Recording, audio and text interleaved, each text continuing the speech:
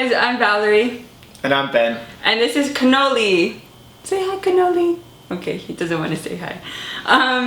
And so we just really wanted to focus this video today on how we as college students eat a balanced diet.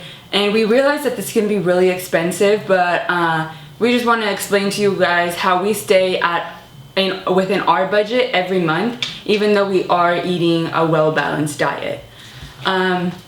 So let's get started.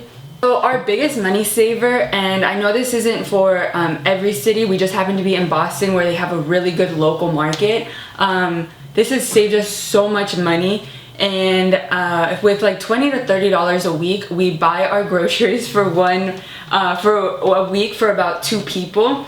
And this week I did the math, and I compared the prices of the farmer's market versus our local grocery store, and we saved $20 this week, and if you multiply that, that's about $80 a month. So from the farmer's market, we bulk buy fruits and veggies, and then we wash them and we freeze them, and then we eat them as we need them. So when you are cleaning the veggies, you want to make sure that you use a spray that kills the the pesticide residue.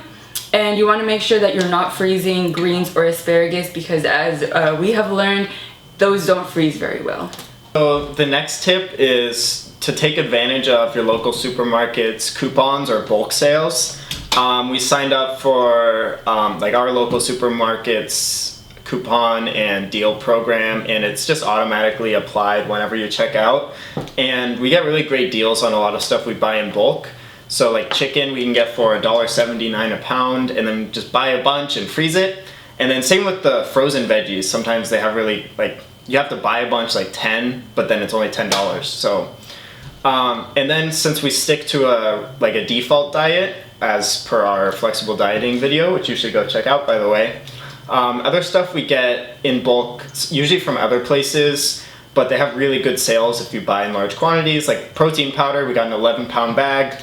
PB2, another like 10 or 20 pound bag. Spices, baking supplies, and just other dry goods that will last. The next piece of advice is something that we've just learned along the way from shopping at different stores and just checking out different prices, is that the same product, the exact same product, can be different prices, sometimes cheaper in different stores. So we have found that our yogurt is cheaper at Target than at the local supermarket, which is Star. A sister store is Safeway, if anyone knows that. And another thing is that we try to go to specialized supermarkets. So that can be the Asian market. Here right next to my house is Super 88, and they have cheap and good spices and hot sauces, which I love, and noodles and things like that.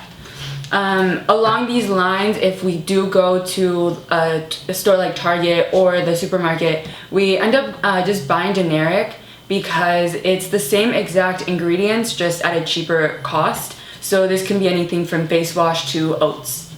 So the next tip to get the most out of your food is make sure you're storing it properly. So certain food items have to be stored outside of the fridge at room temperature, and that includes potatoes, onions, garlic, and then citrus fruits.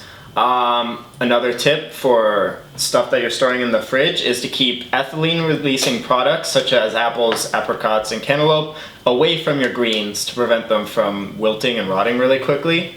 Dry your vegetables, don't put them in wet.